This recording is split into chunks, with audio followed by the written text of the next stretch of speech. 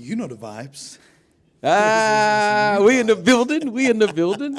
Live and direct coming at you from San Francisco, California, home of Game 1 and 2 of the NBA Finals.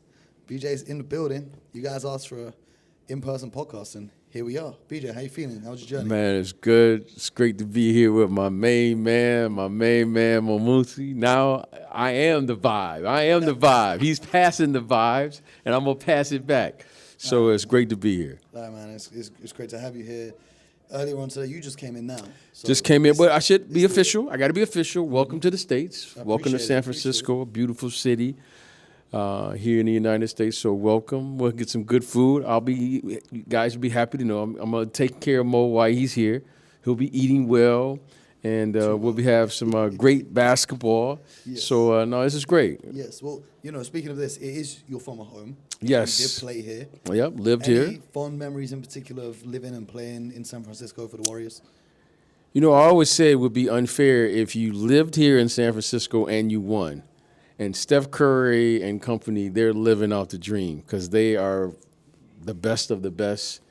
And this is a great city, great fan base, a beautiful place. If you visit the United States, without question, San Francisco should be in your top 5 places to visit while you're here. It's a beautiful place, great food, great culture, great people. So, and it's just wine country. I can go on and on about living in the Bay Area. All right, man. Well, we're here for the basketball. Okay, Let's the get basketball. to the basketball, right? Hey. So I went to the shoot around this morning. I went to team practice, saw the Warriors, saw the Celtics, caught up with a few of the players. It was good. Everyone seemed relaxed. The Warriors in particular, very relaxed. They were there laughing, joking. Steve Kerr didn't even get up off the bench for the whole of shoot around. He was just sat there. We've been here before. We know what it is. He was sat there with Bob Myers. Warriors very relaxed, laughing, joking. The Celtics, to be fair, were very similar. They had a great little shooting competition going on, the bench versus the starting unit, and they were going back and forth shooting the ball. But here's a few things that stood out to me. The first one, Rob Williams. Now, I was a little concerned because he came in wearing street clothes. Right. So I was like, if he's not even, everyone else was in their practice gear. So I was like, if he's not even in uniform to play practice, how's he going to play in game 1? But then luckily he went and got changed. And I was like, phew. But he wasn't running fluidly. Now, I only saw the first 20 minutes of that shoot. Okay. I didn't see the full practice, so I don't know his actual status. But from what I did see, he wasn't running too smoothly. Now, if, this is a big hypothetical, but if his knee is playing up and he misses game 1 or plays limited minutes like we saw against Miami, how much of an impact is that going to have on the Celtics? Well, I think it's going to have an impact because he does provide rim protection. He does provide the verticality, playing the vertical game when, they get into rotations. And Rob Williams, we know he's one of the best finishers in the NBA above the rim. However, I think they probably will elect to go small to match up with their speed because the Golden State Warriors, I would assume, as I was thinking about it today on the way coming, I was like, they're probably going to want to at least speed up the game and not face the Boston Celtics in a half court with a set defense. So, I think you got to kind of let the game kind of dictate how it's going to be played. But, you're going to need availability. So I expect Rob Williams to play. I expect Coach Udoka to challenge everyone to lay it out here. Okay? I expect you. So, he always runs kind of funky to me anyway. He has a little funky run anyway. So, but I expect, he'll figure out how to give me 7-8 minutes a half, and if he can give you 15, 20 minutes, I think, and knowing probably Steve Kerr and company, they probably going to want to keep him off the floor because he could really affect the game. He could impact the game. So I spoke to Kevon Looney about exactly this. I said, Right. Loon, first of all, I need to know which nickname is your favorite. I don't know if you saw online because you ain't really on the timeline like that. Yeah, During that Western Conference Finals when Looney was having these monster rebounding games, these monster games, there were a lot of nicknames that went around for him. Kevon Abdul-Jabbar, Hakeem Looney one. I asked him, what was your favorite? Do you guess what his favorite was? What's that? Which famous big man from the history of the game? Akeem Olajuwon? Nah, Moses Malone. It's too much time. People have too much time. Hey, he's loving People it. have too much time. But I did speak to him about basketball properly, and I asked how he's preparing to go up against the Celtics front line because it's a double big. You know, they played Denver. Jokic is really Right. the only big. They played against Memphis, and Steven Adams barely played in the series. That's right. And so they didn't really have the traditional big. They had Jaren Jackson Jr., who's kind of a hybrid big that shoots Right. threes. Now then they faced the Dallas Mavericks, who didn't really play a big. They played Maxi Kleber, who shoots threes. Dwight Powell only got about 10, 15 minutes. So I asked him how he's preparing. He gave the answer of, just got to be physical. But he did emphasize the lob threat of Rob Williams as Right. being something. So playing against a team that has a player in the dunker spot that can throw down those lobs, tactically, what do you look to do to try and prevent those easy attempts at the basket from Rob Williams? Well, first of all, you have to have size. You have to have size, and you have to meet the athleticism, because when you play vertical basketball, there's only so much that a 6'3", 6'4" guard can do. So if the Warriors elect to go small, and Rob Williams is able to figure out how to play for extended minutes during that time, suddenly that's going to be a problem. Now that's going to put Coach Kerr is going to have to make a decision. If he plays small, and if they throw it up there, there's nothing Jordan Poole, Steph Curry, and these guys can do. So it's going to provide problems. So that's why I think they're going to have to speed up the game to force them to, to play small as well. I think Al Horford is very capable, and he's strong enough to play against a Draymond. It's going to be interesting to see how they guard Draymond. Why do I say that? Is because a lot of teams elect to play against him with bigs and allow him to really pick you apart. I would be shocked if I think Boston, what they're going to do is I think they're going to pressure him. Okay. But when he's got the ball in his When hands? he has the ball. I think they're going to guard him like a guard so he won't be able to dictate and just pass the ball freely. So I was thinking about this, and I think if you're guarding the Golden State Warriors and you're Boston, you want to put a smaller player on Draymond Green. The reason being, the Steph Curry, Draymond Green pick and roll is such a big part of that offense. You want to be able to just switch it. You want to be able to just switch it with no hesitation. Because that's where teams get caught up, is they try to fight through the screen and then Draymond re-screens. If you can just switch that either way, so if you have a quicker player, Jaylen Brown, for example. I don't think you should switch it. See, well, I know. Here's where I'm going to go back to what. There's multiple ways to defend screen roll. Yeah.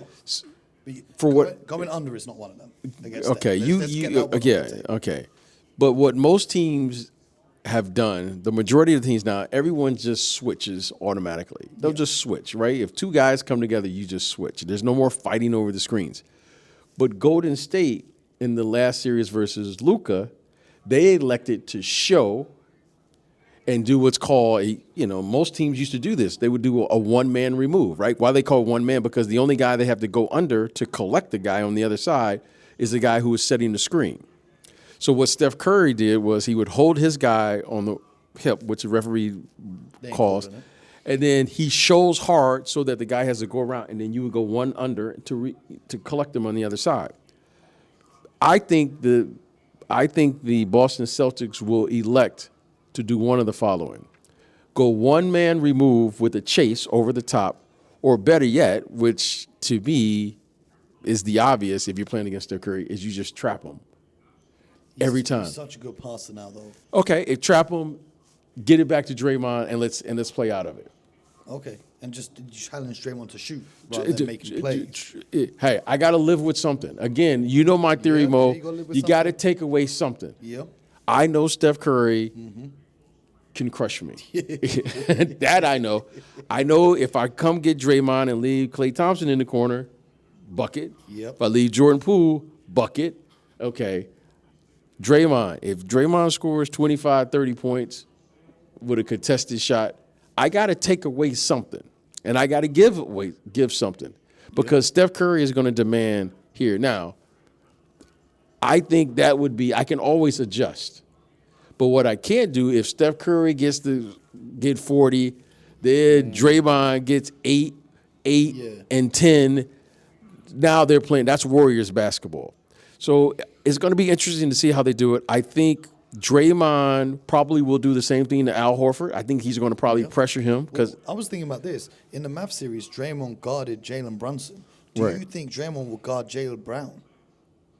I And be able don't. to try and help the same way? I don't think so. I don't think so, and here's why. I love just talking to coaches. Yeah. Not as much as I love talking to you, Mo, but I love talking to a lot of coaches. I mean, I was asking the coaches, like, what do you think, how this has been played? And, I just always like to watch the game from the defensive side. And all of the coaches have said the following. If you're going to play against a great defensive player, you have to attack that defensive player and allow him to be – you have to force him to be in the play. And you want him to pick up fouls, too. Yes. So if Jaylen Brown is guarding – if Draymond is guarding Jalen, I expect Jalen to go right at him. Yeah. The one thing I didn't expect was when Draymond guarded Jalen Brunson, they were putting him on the weak side. Yeah, he was just stood still. And I didn't, because that's where Draymond, he picks You don't players. want to let him help. You don't want to let him help, and you don't want him to be able to roam. So if he does guard Jaylen Brown or Jason Tatum, I expect them to keep him on the strong side, to keep him active so that they can open up the dunker spot. They can open up their weak side offense and do things. Easier said than done. So if we're going to go through the matchups now. Right. If you're looking at it from the Golden State Warriors perspective, who's guarding Jason Tatum? You giving that to Wiggins? I think you got to give it to Wiggins. He's done a great job. I think you got to give it to Wiggins. Who's guarding Jaylen Brown? I think you probably got to go Clay. Okay, and you're going to trust Clay? Because I don't. This is why I'm. we've not seen Clay tested. Because Clay's asked them. He said to this coaching staff, he said, "Give me the assignments like he used to. Give me the best. Give me the John Morants. Give me the whoever you want." But we've not actually seen them give him the tough I've assignments. said all along, Mo. Both teams are going to provide problems for the other. I can't wait to see because I want to see how they're going to do it. Now, maybe they go a little zone. Yeah. When Jordan Poole comes in and playing with Steph Curry, they're still going to be small. If these guys play 35, 40 minutes, which I clearly expect everyone to play over 40 minutes, 48 if necessary, Yeah. I got to give the wing an advantage to the Celtics. I mean, okay, Marcus Smart may not be tall, but he's bigger than all their You're going to guards. guard Marcus with Steph. And I think Marcus. Okay, you want to run to? What are you going to do? Switch it? Yeah. I don't know. I just So want the to. play the Celtics love running is the Tatum and Smart pick and roll with Smart as the screener. That's what I'm which saying. Is going to They- get Steph onto Tatum. But what the Warriors did when the Mavs tried to do that, they hedged hard and let Steph try and recover. Right? So they go give the hedge and then quickly try and go and recover. So it's going to be imperative on Tatum that his passing ability is going to be leaned on heavily in this series. Like, I want to see Jason Tatum put up 8-9 assists in a game, every game they play this Yeah, series. I don't know how they're going to do Or it. hockey assists. You know Yeah, what I'm saying? I Maybe think it's the pass that leads to the pass. Steve Kerr has some decisions to make. It's going to be imperative for the Celtics to not turn the ball over because I think the Golden State Warriors, they are magnificent in transition. Yeah. And I think they will take advantage of every opportunity that the Celtics, if they turn the ball So over. just while we're here, are you guarding Horford with Draymond or with Looney? Because Horford and Rob Will, which ones are you giving which? Because Horford posts up a little bit more. We don't see him do it a lot, but we have seen the Celtics give him the ball on the block on occasions. Looney's obviously a bit of a bigger body. Draymond's more than capable as a defender, but which way round are you giving those matchups? It doesn't. To me, I think everyone's got to be. This is why the Celtics. To me, the Celtics are a problem. Yeah. Because if you keep Draymond on Williams, okay, who's going to rotate to him? Now you got a guard. Okay, Yep. if you put him on Al, Al is a very capable three-point shooter, Yep. especially from the corners. Yep. Al can play physical in the post if he need be. Al has a one dribble and dunk like we saw against I don't know Giannis. how many he's got left. but I he's don't got know how it. many he's got left, but he's shown it, so we Yep. know it's there. Yep. I don't know how active it is, but it's there. I think you gotta be honest with him. Yep. You can't just roam off of him. You can't just leave the other kid off of in the dunker spot, and then if you put Draymond on the wings, now he's involved. So again, Mo, I just think it's a lot of look. Yeah. It's problem. Pick It's your poison. Yeah, It's pick your poison. So if we look at it the other way around, though, if we look at it the other way, and we say, if you're the Warriors, who are you guarding the Celtics? If you're the Celtics, sorry, who are you guarding the Warriors with? Have I said it the wrong way around? Yeah. The question It's- is, the who's Celtics. guarding I Stephen think Curry? Marcus Smart guards Steph. He's done a great job on him throughout his career. I think Marcus Smart guards Steph. But that's only in the regular season. I think he guards Steph. Yeah. Clay. Clay, I'm gonna put Tatum. I'm gonna put not Tatum. Jaylen Brown on him. Tatum on Wiggins. Al on Draymond, and the Time Lord on Kevon Looney, or Grant Williams. It doesn't that's. Am I crazy for thinking like I'll put the Time Lord on Draymond because Draymond's such a good passer. You want to have that wingspan and that length, trying to block out some of those passing lanes, right? No, I want Time Lord to be able to block the shots. You I want him don't to be want. in the help position. I want him to be. Okay. I want him to. Okay. I want to rotate to Kevon Looney because Kevon Looney can't play vertical basketball. Okay. I want Al on the perimeter, and if Kevon, if because Al and Al can float.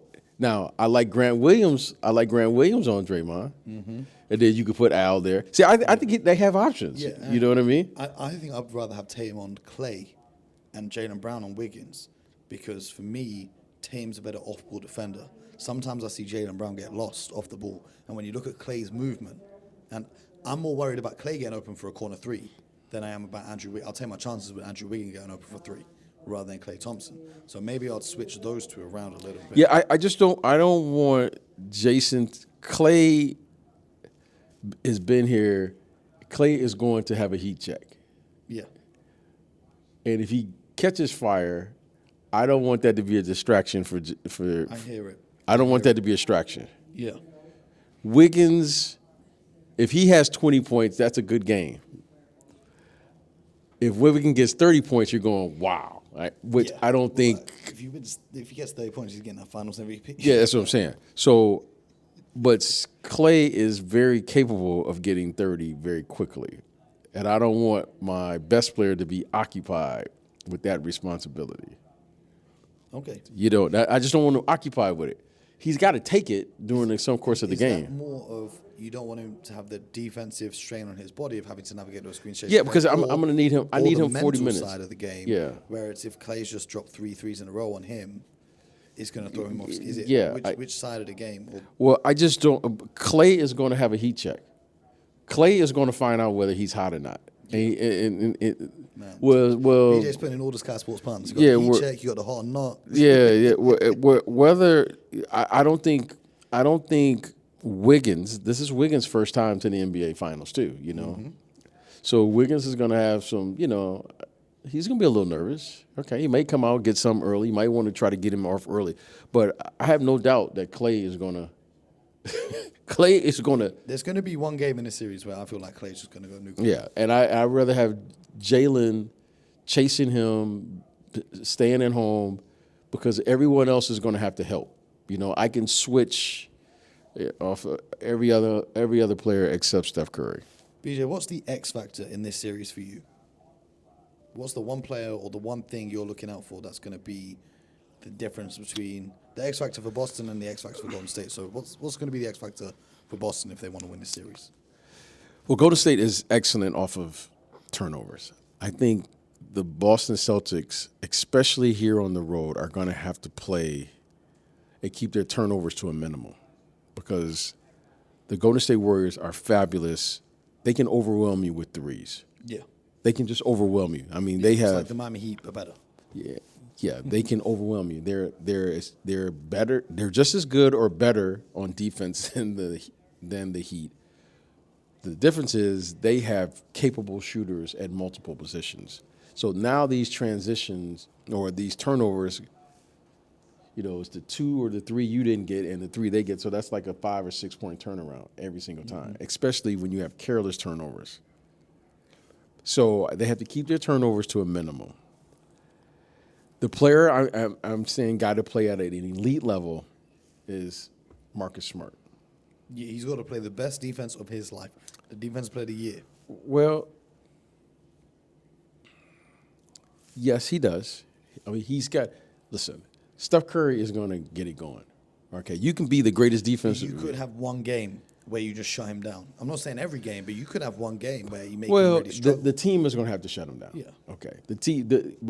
When you guard Steph Curry is a flawless player offensively. Why?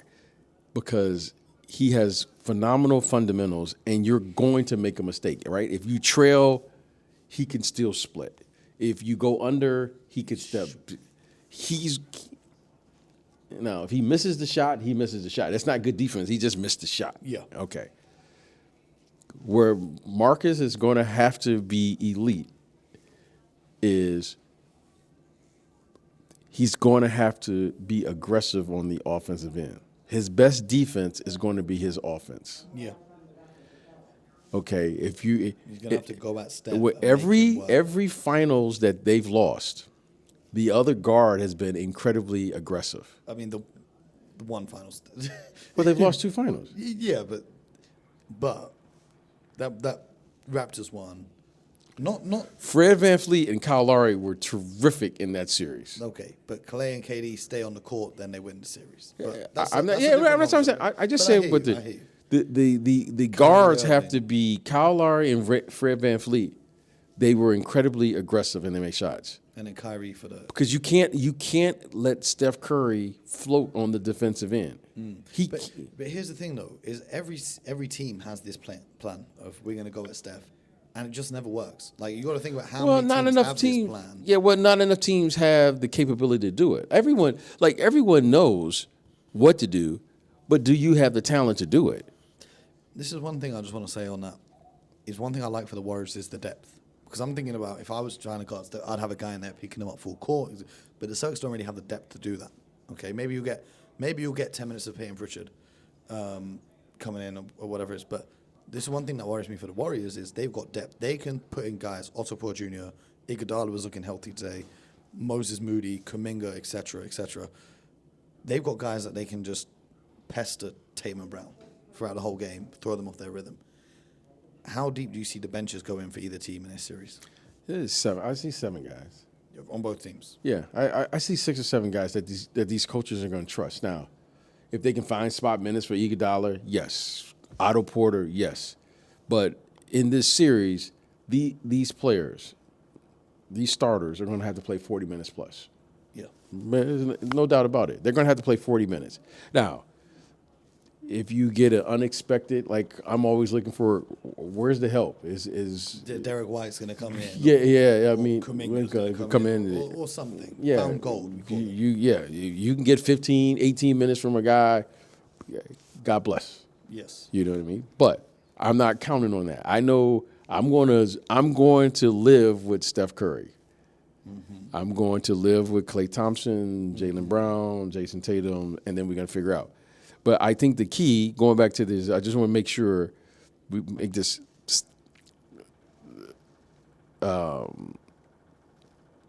Marcus Smart has to be incredibly aggressive. And the key for the Warriors? The key for the Warriors, I think they got to get some contribution from a big.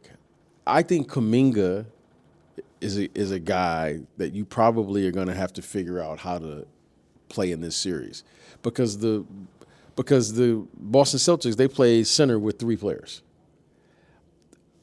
If Draymond gets in foul trouble, Kevon Looney I'm not sure if he's athletic enough to be able to withstand those other guys. Okay, so I think Kuminga will have to find a way. This is the one thing that James Wiseman would fill that gap. Yeah, and Otto Porter is. I don't know if he's refusing to go get it on the trade deadline might come back to bite them, because even Otto Porter, he's not going to match up with Rob Williams coming out of the sky. So yeah, so I hear you know what I'm saying. But again, this is until you see it. You got to see it. Otto Porter, Andre Iguodala, and these guys aren't big enough. To me, for me, the X factor for Boston is the health of Rob Williams' knee. If that stays healthy and he can give you 20+ minutes, that helps. If you can't, they're in trouble. Well, this guy was playing every other day in the last series. Yeah. Now he's had 3-4 days off now. Rest. Oh man, he's young. He's 20. Oh man, this guy, he's ready to go. He's ready to play 82 right now. Okay. Hopefully, fingers crossed. And then, for me, the X factor for the Golden State Warriors, I think it's Klay Thompson holding up on the defensive end, because we haven't seen him be tested in that way. So we're going to have to wait to see.